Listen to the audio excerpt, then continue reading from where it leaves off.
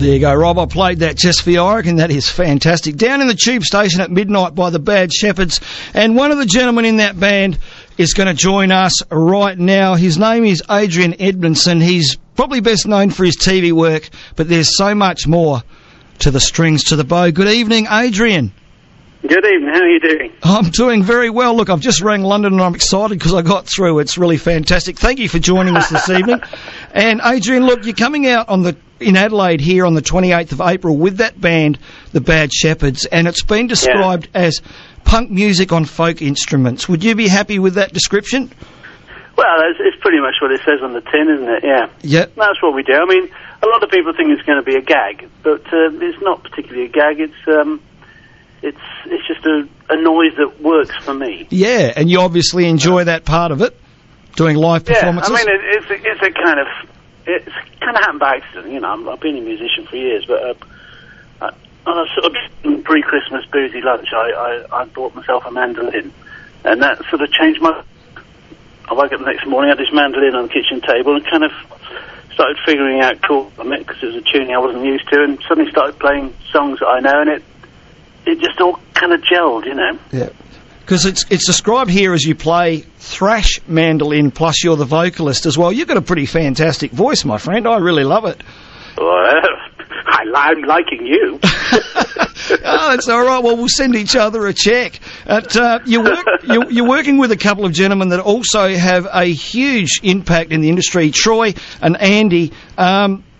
Troy worked with Nightwish, Status Quo, Midge-Ewer, Matty Pryor, who I absolutely adore, Delamitri, and there's a stack more as well, and he plays the pipes and whistles and does a bit of vocals as well.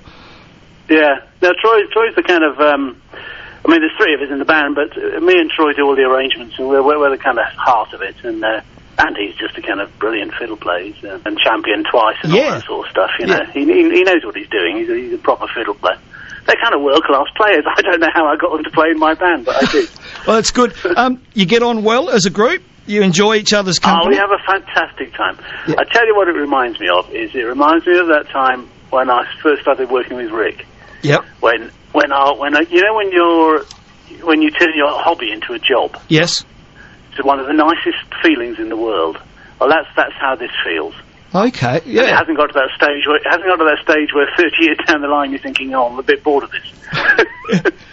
Do you, actually, I'm going to ask you a tricky question here. If you had to give up working on telly, or you had to give up music, what would you do? Oh, no contest at all. I'd do music first. Oh. It's the best thing I've ever done.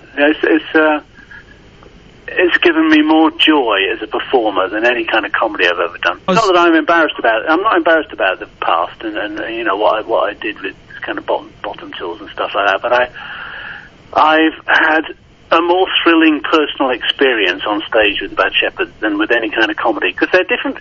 The difference between comedy and music is a comedy is a kind of combative experience. You go on stage and you take the audience on, and it's to and fro. It's like a tennis match. Whereas with music, you get in the same room with them, and you all try to meet in the middle. Mm-hmm. And when you get it right, it's one of the most, you know, like when you've been to a beautiful gig. All you do at a comedy gig is laugh, you know, which is a nice thing to do. But you know, you can laugh at pretty much anything. You know, you can sit around your table with some mates and have a really, really good laugh. You can't get that sense of communion and kind of meeting that you get with music.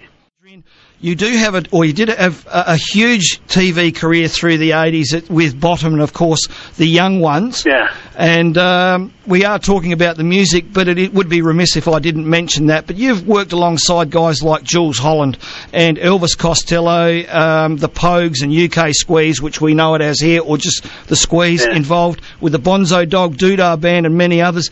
But, of course, you were, well, what would we call you, the radical of the Young Ones in Vivian. Yes, I was. Did you enjoy that time? Yeah, I mean, it's a very long time ago, and we only made 12 episodes, so it only really took up kind of 18 months of our lives, that program, and very short stints, you know, 2-3 month stints over about 18 months. And it's odd having. I mean, I think the 30th anniversary was this year, or was it last year? It was sometime recently. You know, and it's quite a long time ago. And I don't mind it. I used to get annoyed about 15 years ago that this is what people always dragged up. But I understand why people drag it up, because it was kind of important to a lot of people when they watched it. That I have the same thing with Monty Python. Yes. You know, they sort of the important thing when I was a kid growing up. Whenever I meet one, I'm ridiculously overexcited. I've got another band which has Neil Innes in it. Yep. And at the end, when we finish our set with Neil, we do Urban Spaceman, and I'm just always so ridiculously type thrilled to kind of stand there on stage with Neil Innes playing that song, you know.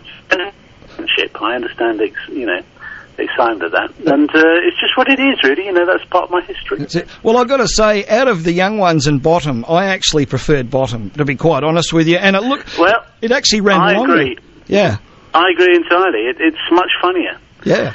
Everyone. I mean, I think the young ones was quite exciting, because it was kind of haphazard and anarchic, but it wasn't always very funny. There were some really unfunny bits in it. I don't know if people remember, because they've all been cut down a bit now, but when they went out, they had some rubbish sketches of people on a raft in the cellar and stuff like that. You know, there was a load of shonky old twaddle in it. But I mean... Whereas I think Bottom has got sort of more gags per minute. I believe so too. I thought it was an absolutely fabulous show. Yeah. You're involved with so much else. Look, what was it like? You were involved in the 80s mainly making music videos, and you worked with the Pogues, who I love. What was that experience like, working with just champions like Elvis Costello? What was that like? Well, I had a kind of year. I directed one of the comic strip episodes about Bad News. Yes. And in that there was a kind of video. The band made a video. And so Mindwarp saw it and asked if I'd do their video. So I did theirs, and then Screed asked me if I'd do a bit. And it's for about a year. In a year I did about 30. Okay. And it was a brilliant time. And then the recession came. And all the budgets went out of videos. And that's when the style of videos changed from kind of big art direction kind of things, which is what I did, to those kind of get someone against a wall and zoom the camera in and out and take, you know, do all the tricks in the camera rather than on a stage. But I had a laugh. You know, it's like doing O-level art. Yeah, well, it sounds like you're actually more comfortable being behind the camera than in front of it at times, because you don't have the same expectations, do you? People aren't actually focusing on you. I don't know. I've done both at the same time. Yeah, you have. You can if you run very fast. No, I don't know. I've directed quite a few things in my life. I quite like directing. I prefer performing. Okay. I think. Yeah. And I think I'm good at directing, but I don't. It's not my real desire. Okay. So what are we expecting from the Bad Shepherds on the 28th of April down at the Gov coming up? Well, what are we... Our motto is maximum joy. It's pretty That's simple. what we like to spread. We want joy. Yeah. Because there is a certain kind of... I mean, that track I just played is actually one of our straighter versions.